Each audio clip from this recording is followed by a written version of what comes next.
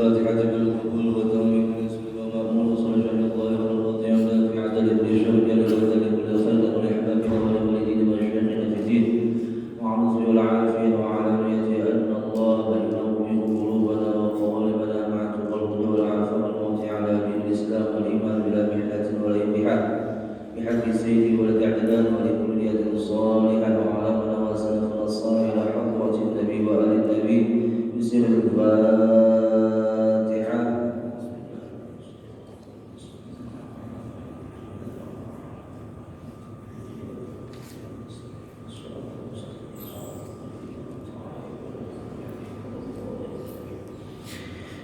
Assalamualaikum warahmatullahi wabarakatuh. Alhamdulillah ala ihsanih wa syukru lahu ala taufiqihi wa imtinanih.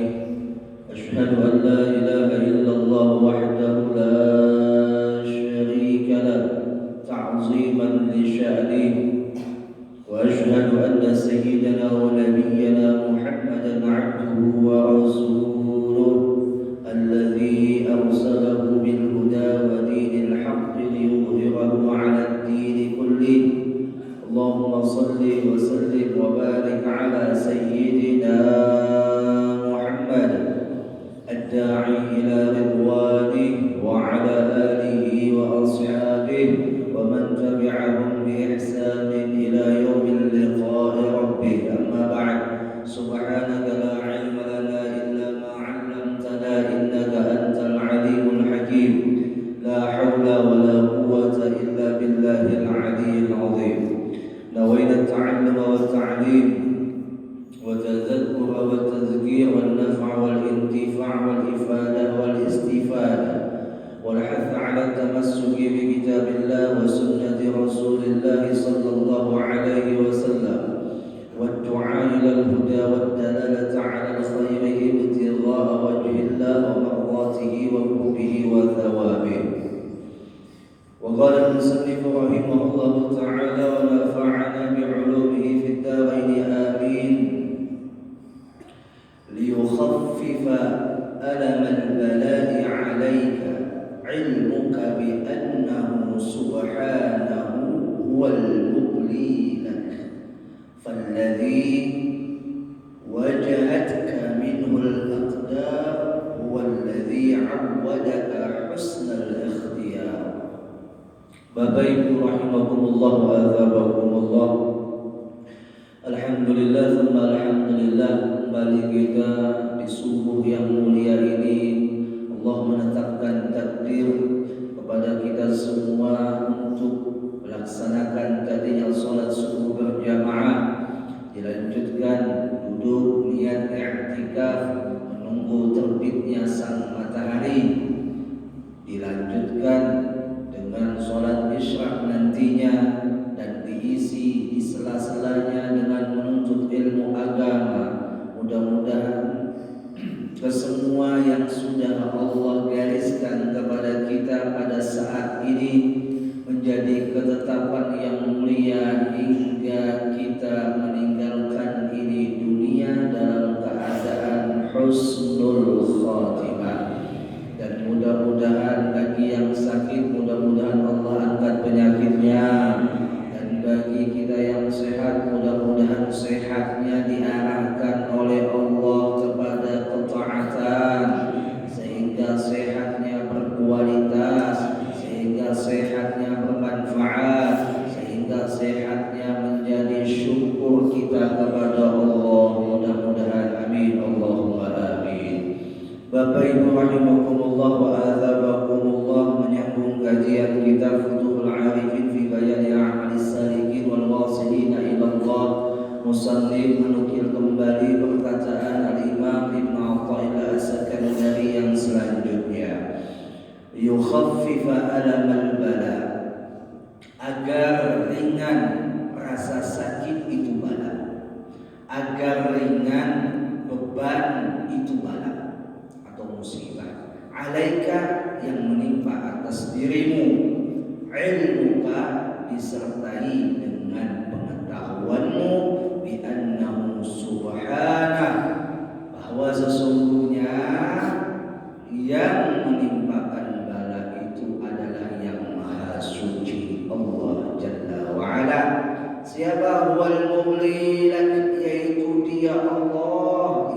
menimpakan bala bagimu. Falladzi wajahatka minhul aqdar, dan Dia Allah juga yang telah menetapkan segala takdir atasmu.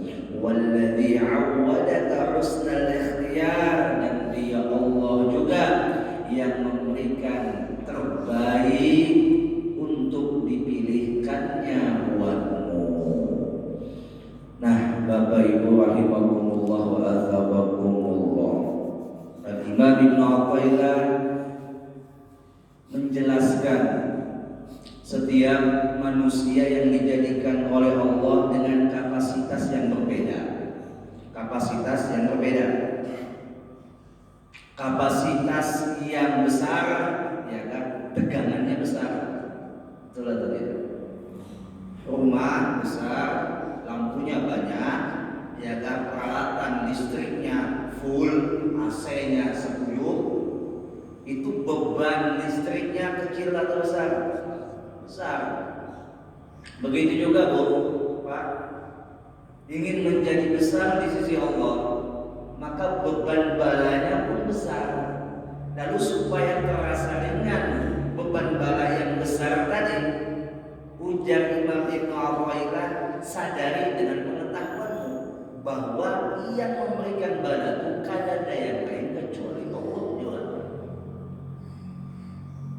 Umpama di sebuah rumah gelap tanpa ada cahaya, tiba-tiba ada yang memukul tiang, aduh sakit, ya. Pada saat itu cahaya tidak ada, dia tidak mengetahui siapa yang memukul dia. Setelah nyala lampunya baru tahu yang memukul dia, yang mencubit dia, yang menjewer dia, yang menyakiti dia pada zahirnya, ternyata orang tua dia sendiri. Pada saat dia tahu bahwa itu orang tua pian yang mengibit pian, memukul pian, mencubit pian, menjewer pian, lalu pian akan bertanya, kenapa pian mukul itu? Kan kayak itu bahasa. Oleh sebab apa? Pertama dia pinandu yang mukul abahnya. Yang kedua, ya kan, dia tidak punya pengetahuan bahwa abahnya memukul tadi ada tujuan. Padahal mungkin asal pukul aja, kecuali abahnya gila. Ini perumpamaan aja, bukan madakan Allah seperti itu. Perumpamaan di mana Allah Jalla wa'ala memukuli kita dengan berbagai macam musibah pada zahirnya, pada hakikatnya tujuan Allah adalah melimpahkan kasih sayangnya kepada kita. Melewati itu paham kita, ngerti kita Bapak Ibu, kadang terasa berat lagi kita menjalani. Apalagi kita tahu bahwa bala yang ditimpakan itu cikal bakalnya hasilnya akan menghapus dosa kita apabila kita sabar. Ya Rabb, kada apa-apa yang timbang musibah, kada apa-apa ya Rabb. Ikhlas ulun yakin pian hendak membalasi dosa ulun. Lalu terasa kita melihat ada tayangan dulu video almarhum Abah Sudiarno, ya, Abah Sudiarno ketika di rumah sakit, di mana video itu kan tersebar di medsos, yang ketika beliau geleng-geleng kepala. Kalau orang biasa itu dia sakit, tapi sih menikmati, mengusahakan, ya Rabb ada apa-apa, nikmat bagi dulu. Biar hendak mengangkat dulu, biar hendak menghapus dosa dulu, tidak apa-apa ya. Tapi kalau orang ada takut, ada pinandu, aduh sakit ya Allah, saya kada biar ya Allah, ada orang ada pinandu. Ya,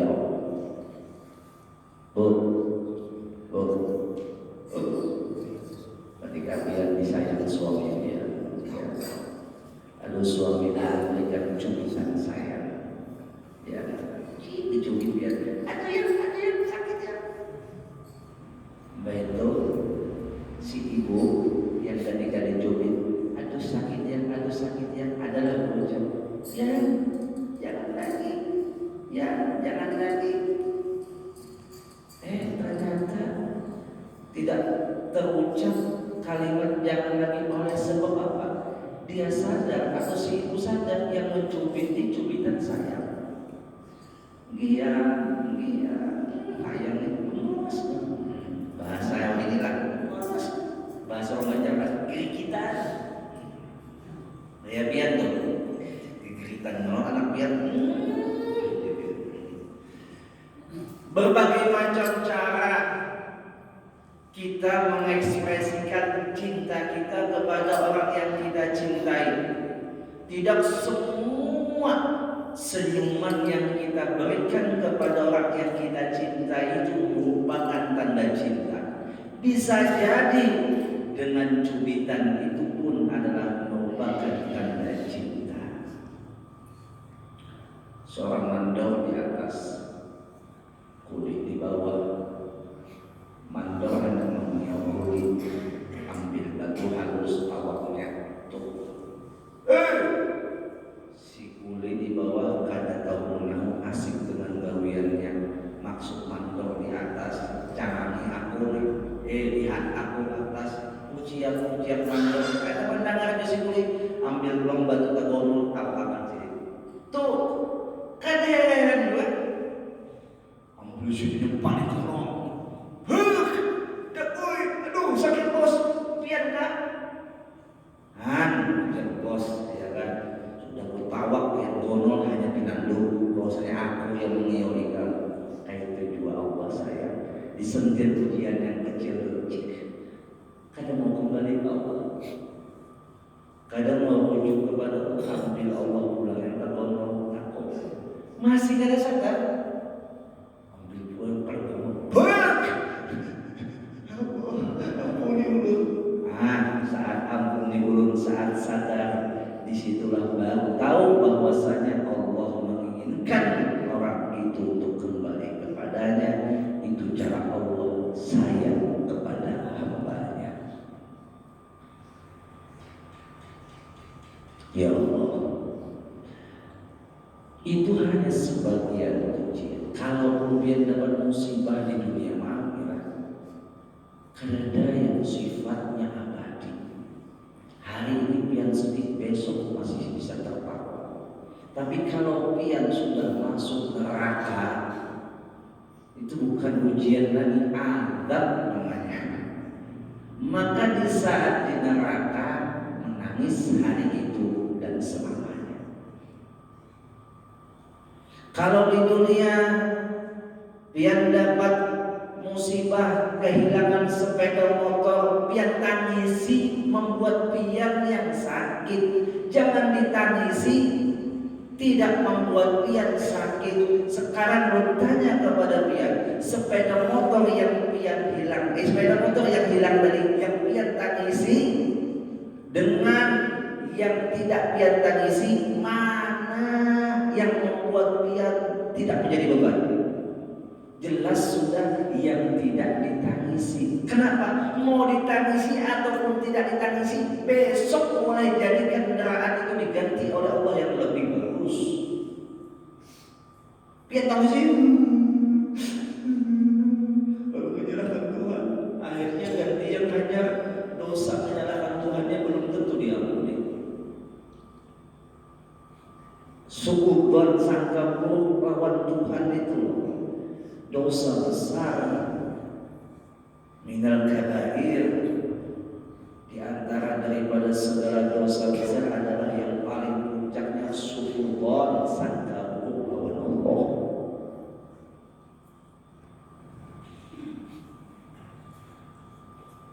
Lawas kawin kada singkanakan,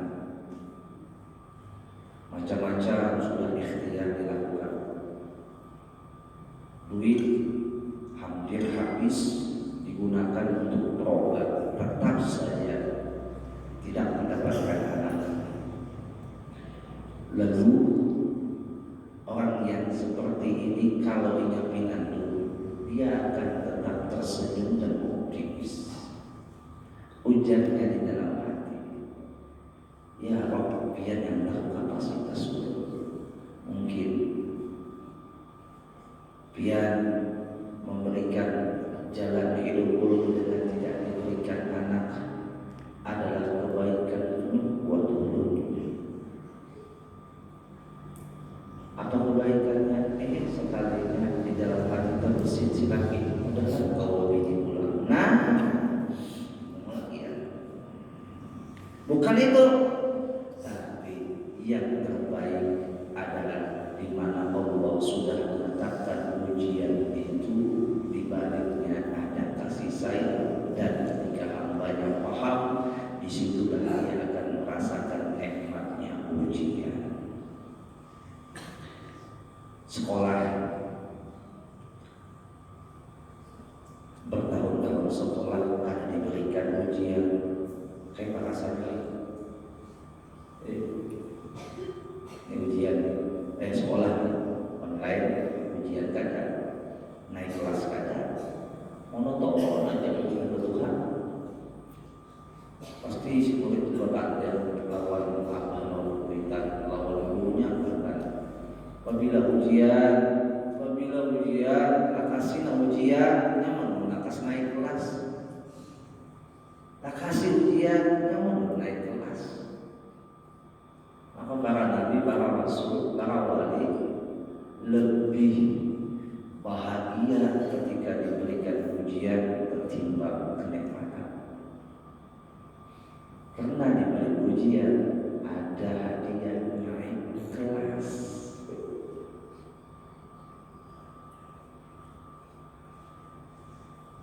Ada orang mengucap itu, ya Allah, susahnya hidup, begitu berat ujian, ya mati akan menjulur. Sampai ada mengucap itu, ada orang yang mengucap itu, ya kan?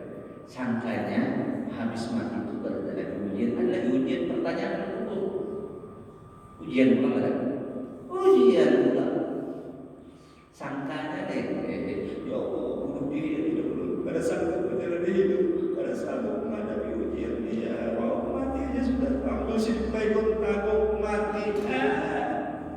Ujian yang paling berat, dan itu pun kada bakal bisa lolos kalau salah kada dimaafkan, kalau salah kada dimaafkan. Ketika sudah ujian akhirat, kalau salah kada lagi dispensasi.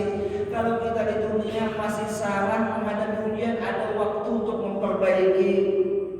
Ketika masih ada kesempatan hidup di dunia. Tapi kalau sudah mati menghadapi ujian berikutnya, natap dua kada kau menjawab dengan baik, maka tidak ada kesempatan untuk mendapatkan dispensasi dari Tuhan. Biasanya kalau orang sudah pada lulus ujian di dunia, biasanya memang itu sudah menjadi sunnatullah yang Allah gariskan dalam syariat agama Islam. Orang yang kada lulus menghadapi ujian dunia, jika bakal pada lulus menghadapi ujian akhirat. Mustahil orang SD yang kada lulus ujian bisa lulus ujian kuliah. Mustahil. Di SD yang kada lulus ujian, tiba-tiba langsung hendak masuk kuliah, kada terima kan? Mana rapot, mana nilai, kada kawat. Jangan sampai kuliah SMP jangan. Dulu tak ada pendek biasa. Jadi di Al-Falah itu kan ada sekolah negeri kan, siang sekolah negeri. Ulun empat sekolah negeri itu sampai kelas 1 sanawiyah aja. Untuk sholat sanawiyah kada tahan. Masalahnya siang itu nak istirahat kan, bertahan pada minggu sanawiyah. Hendak fokus di pondoknya aja. Ya kan, sampai sanawiyah pondok habis pindah ke Jawa. Di Jawa itu ada kurikulum sanawiyah negeri juga, santai sedikit. Karena paginya cuma setoran hafalan Quran, habis itu wajahan, habis itu kawal ke sekolah. Karena umur pada saat itu sudah masuknya levelnya di kelas 3 sanawiyah, tapi punya rapor hanya kelas 1 sanawiyah. Rapor di Al-Quran aja kan cuma kelas 1 sanawiyah. Hatiku sumpat, kenapa sumpat? Orang semuanya di kelas 1 sanawiyah itu umurnya di bawah bulan. Kalau masuk lagi kelas 1 sanawiyah belum penuh hanya nih. Akhirnya ini satu-satu ibrah pelajaran bagi kita semua dan bagi ulama khususnya. Datang ke madrasah sanawiyah namanya Manbawulu, desa Tepok, Kudus, Jawa Tengah. Masih ingat kepala sekolahnya Dr. Anus Murtabok, masih ingat juga. Bawa raport negeri yang sampai kelas 1 sanawiyah itu aja. Lalu ucap Pak Handang maunya di kelas 3. Boleh nggak saya diletakkan di kelas 3 karena usia saya layaknya di kelas 3. Coba saya lihat rapor kamu. Ini rapor Ajuna bahasa Jawa ya lah. Yang rapor kamu ini cuma kelas 1 deh, nggak bisa kelas 3. Karena merasa jiwa tertantang ingin masuk kelas 3 sanawiyah pun katakan kepada itu kepala sekolahnya, maaf Pak, silakan Bapak kasih saya ujian kelas 3. Kalau saya tidak bisa menjawab, saya siap di kelas 1. Wah, ini kan tantangan. Padahal belum pikir juga pengen menjawab juga. Saking hendak langsung kelas 3. Akhirnya ujian kepala sekolah, benar, saya kasih ujian kelas 3. Nggih, siap Pak. Beri waktu seminggu. Siap seminggu. Alhamdulillah seminggu yang akan datangnya ujian. Sehari ujiannya tes ujian kelas 3 yang jatuh bulan 1. Dulu jatuh bulan namanya. Alhamdulillah ternyata lulus langsung kelas 3. Kayak itu juga Pak. Mun handap kita lulus ujian di sisi Allah, siap memberanikan diri menjawab segala ujian yang Allah berikan dengan benar. Betul tidak? Tapi kalau kita sendirinya kadang optimis, kadang yakin, kadang percaya diri dengan diri kita untuk menjawab semua ujian Allah, maka kita tidak akan bisa mencapai level atau kelas yang tertinggi, kelas yang meningkat di sisi Allah. Sudah juga sering disampaikan bahwasanya ujian sesuai kapasitas. La yukallifullahu nafsan illa wus'aha. Itu Allah ya firmankan dalam firman-Nya. Allah tidak akan menimpakan segala sesuatu beban tergantung ataupun sesuai dengan kemampuan hamba-Nya. Kalau dia katakan saya mampu ya untuk mencapai level yang seperti wali, harus siapnya apa? Siap menjawab semua ujian. Asyadun nasi bala'an, sedahsyat-dahsyatnya ujian manusia di sisi Allah yang pertama adalah al-anbiya, para nabi. Coba lihat semua nabi kada ada yang mulus hidupnya, semuanya dapat ujian. Bahkan Nabi kita Muhammad SAW belum lagi lahir ke dunia, Abah Sidin sudah wafat. Setelah lahir bulan Sidin, umur 4 tahun ditinggalkan ibu beliau, 6 tahun ditinggalkan kakek beliau. Bayangkan seorang nabi, seorang rasul, seorang kekasih Allah tetap saja mendapatkan ujian. Oleh sebab apa? Dari ujian itulah jalan proses untuk mencapai tingkatan-tingkatan di sisi Allah.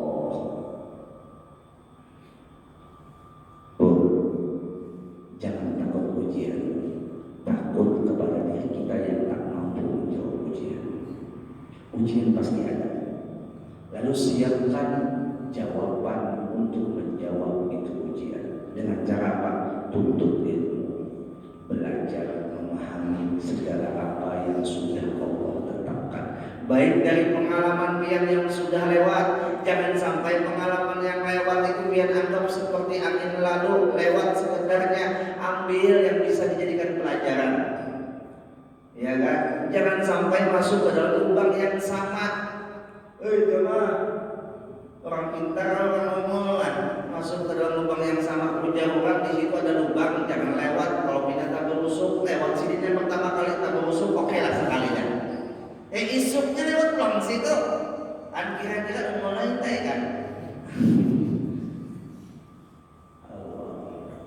Jadi setiap apapun ujian yang sudah pian dapatkan dalam perjalanan pian yang sudah pian lewati, jadikan itu pengalaman yang terbaik buat pian, jadikan bekal untuk menjawab ujian selanjutnya. Karena rumus menjawab ujian tidak jauh daripada pengalaman yang telah pian lewati. Sama halnya orang yang putus asa lalu pindah-pindah, umpama saja gawian maaf yang pegawai misalnya dia Sidin dapat gawian umpama jadi karyawan, pasti ketika menjabat jadi karyawan melihat yang di atas bos-bos yang masuk dengan mobil, mesin di dalam hati karyawan tadi, ya Allah nyamannya lah jadi bos, ada nyaman jadi karyawan. Nah kalau orang itu hendak instan, maka dia akan mencari jalan yang licik dan picik, licik dan picik, menjatuhkan, tapi ingin mencari muka dengan bos supaya dia dapat naik jabatan, menjatuhkan kawan dan dia ingin dinaikkan. Padahal jalan seperti itu tidak ia sadari bahwa ia sedang membuat bom waktu. Untuk siapa? Untuk dirinya sendiri. Dia kira dengan jalan licik dan picik bisa membuat dia naik jabatan. Sama halnya ada orang menyikapi ujian Allah dengan licik dan picik. Contoh, dia dapat ujian umpama lumpuh, masalah lumpuh. Nah dia menjawab ujian dengan licik dan picik. Bagaimana? Dia ingin sembuh dari kelumpuhannya, tapi dengan cara yang tidak diridhoi oleh Allah. Apa contohnya? Ujian dokter Pak, dia kalau mau ambil buku kaki dia diamputasi dan disambung dengan kaki orang yang lain. Kebetulan nih Pak, ada orang yang baru tabrakan, nyawanya sakarat, dia masih ada nafas. Kalau kakinya dipotong dan disambungkan ke kaki dia, siap nggak? Ya. Ini cara licik dan picik. Sama naik haji, cara licik dan picik. Ya, dia berangkat naik haji pakai cara yang tidak dibenarkan oleh Allah, tidak diridhoi oleh Allah. Pertama uangnya haram, yang kedua caranya haram, maka sampai ke Mekah bukan mendapatkan sesuatu yang disebut dengan makruh, tapi makruh. Oleh sebab uangnya haram, caranya haram, lalu ketika dia mengatakan labbaik Allahumma labbaik, apa jawab malaikat? Labbaik wa la sa'daik. Tidak diterima itu menjadi karunia Allah dan tidak juga menjadi keuntungan buatmu. Licik dan licik, hendak dapat gawian, licik dan licik. Dapat gawian kan? Maka dijalankan dengan jalan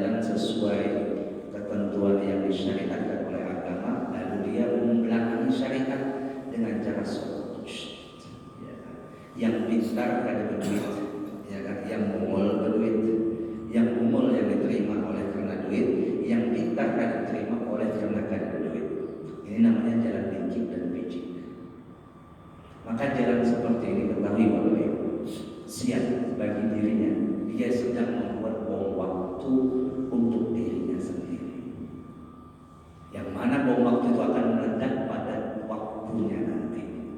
Oke, hari itu dia mulus. Oke, hari itu dia bisa tersenyum dengan jalan licik dan bijik. Besok kelak ketika bom waktunya meledak, bus, dia akan tahu. Baru sadar bahwa dia menghadapi ujian dengan cara licik dan bijik. Ketika sudah dapat ujian dari Allah, di mana Allah menegur orang tadi dengan jalan licik dan bijik melewati anaknya, seumpama masalah gelap, mudah-mudahan jangan sampai dengan kita seperti itu. Mabuk-mabukan, ekstasi, sabu-sabu, ya kan, merajalela maksiat dilakukan anaknya. Nah, baru sadar dari hasil cara yang haram, lalu mendapatkan hasil yang haram, dimakankan yang haram kepada anak tak ada yang baiknya, keluarga tak ada yang baiknya, rumah tangga laksana neraka, tak ada kebahagiaan di dalamnya. Padahal awalnya tadi dia ingin masuk ke gawian dunia untuk bahagia, tapi ternyata dia bikin bom waktu untuk menderita. Itu dia tak sadari sesuatu yang ada baik diawali dengan cara yang kada baik itu akan mendapatkan hasil yang kada baik. Kalau pada saat itu nanti ketika waktu itu sudah meledak dan dahsyat, merasakan deritanya. Jadilah mendapat pegawai, jangan pakai kayak itu, susah. Percaya aja dia, cara Allah itu cara yang baik, bukan cara menyeleweng dari syariat agama. Kayak Ustaz namanya ada kayak itu kada dapat gawian, biar aja. Karena di situ gawian nilai Allah kada bakalan menyia-nyiakan usaha baik dia. Pasti bukan insya Allah, pasti kalau dia yakin dengan jalan yang baik, Allah kasih yang terbaik. Allah. Tidakkah satu cerita seorang laki-laki yang menjadi khadam seorang imam di Masjid Damaskus. Imamnya ini zuhud, imamnya ini kan dari duit, sudah ada dari duit, zuhud pula. Ya. Tapi si pemuda ini hendak menjadi muridnya si imam.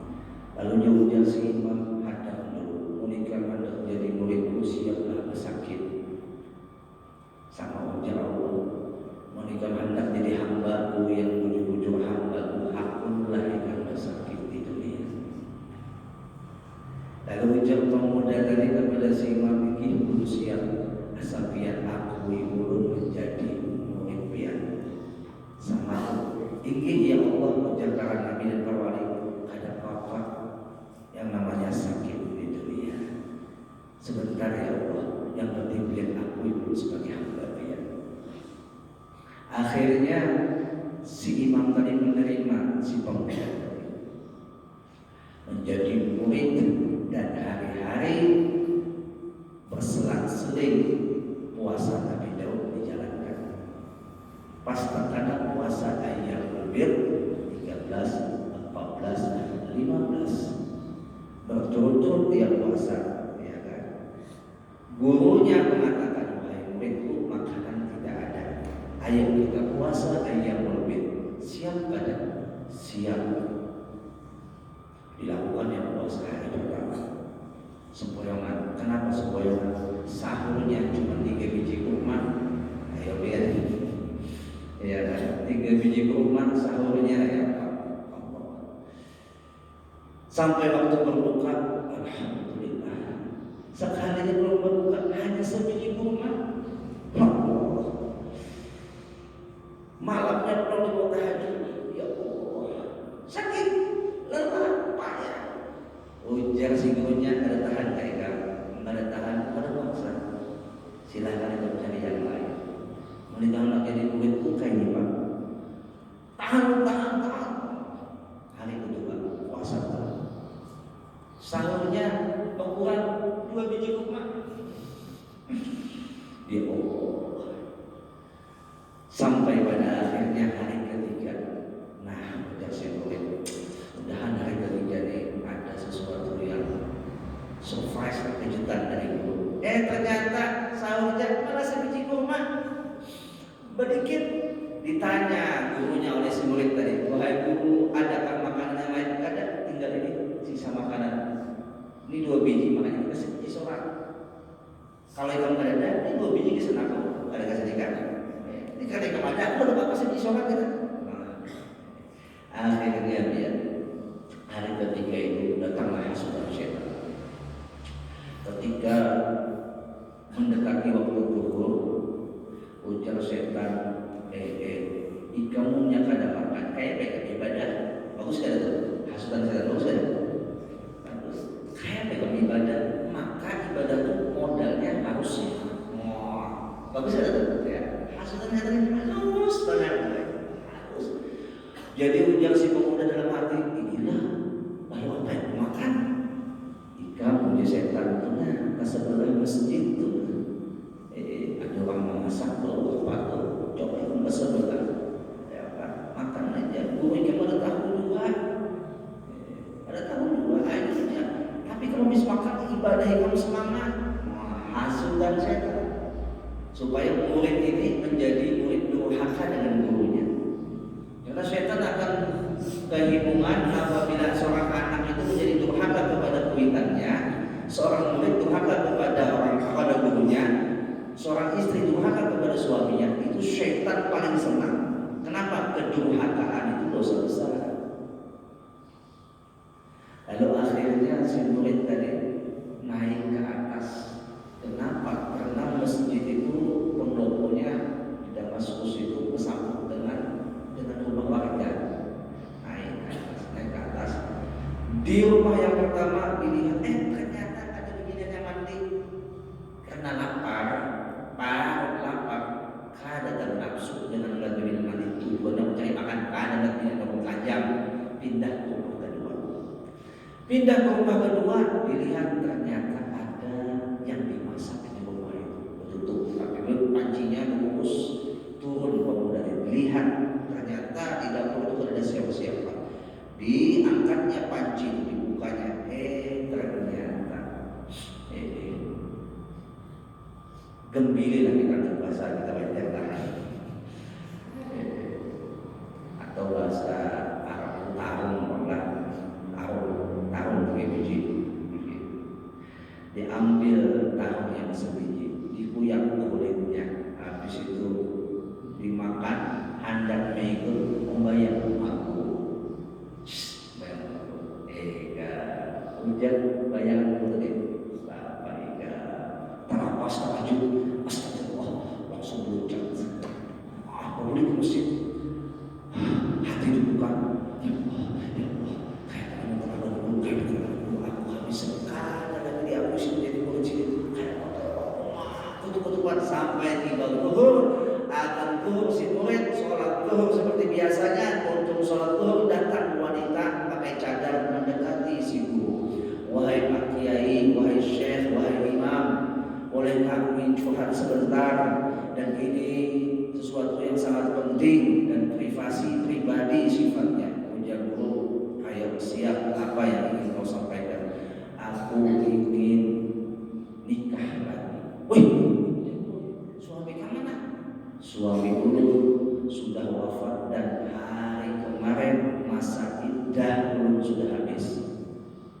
Dan hari ini ulun ingin biar mencarikan pasangan hidup ulun mengganti suami ulun yang sudah wafat.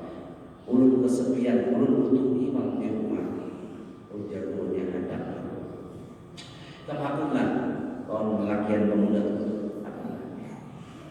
Yang mana tuh urus kepek. Ujar si beginiannya kadang apa asal itu pilihan. Iya kan, tapi nya kada bisa duit, kada apa-apa. Rumah ulun sudah siap fasilitasnya.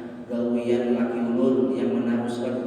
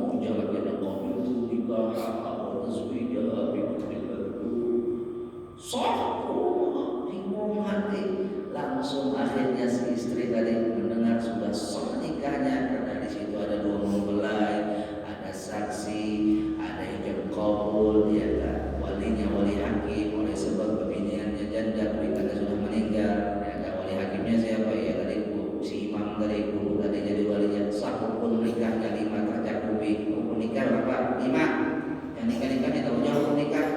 Yang sudah nikah. Hukum nikah 5 tercakupi sah sudah nikahnya. Akhirnya si pemuda tadi dibawa pulang oleh si bini. Sampai di rumah terkejut. Ini kan rumah yang memasuki tadi. Kayaknya ini rumah yang memasuki tadi. Ya Allah, lain. Sekali pas dibuka oleh si bini masuk, wahai suamiku, masuk ke dalam. Astagfirullah, bujukan rumah yang memasuki tadi. Masuk, dilihat di dapur, tahu yang sebelum tadi masih ada. Tahu yang hendak dimakan bubur masih ada.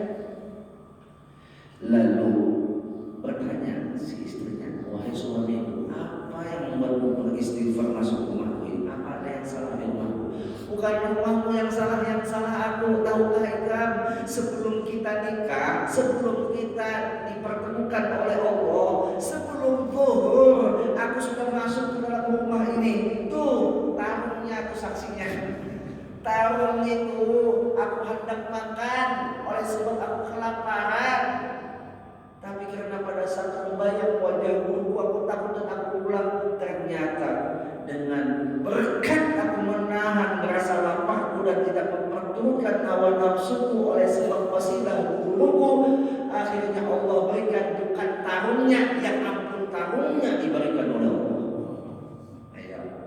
Oh ya tadi tahunnya ya, buat diampun tahun. Kalau rumahnya, nah ini dia. Kalau kita mau menahan sedikit, ya kan?